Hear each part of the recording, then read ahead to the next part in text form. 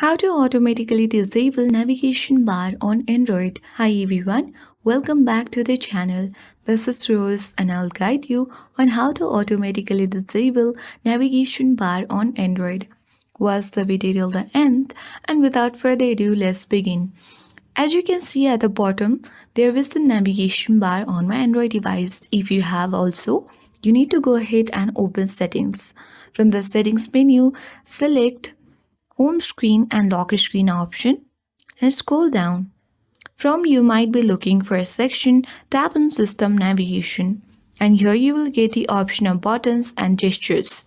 Simply to hide your navigation bar you need to select gestures and tap on learn button. You can easily learn the gestures. And now here you can easily swipe in from the left in this way. So let's try it. If you wish to hide the gesture guide bar, you can easily toggle the button on.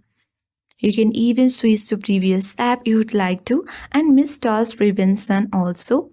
You can toggle the button on if you would like to enable these features or toggle the button off if you wanna disable miss task prevention, and with this you will automatically hide the navigation bar on Android.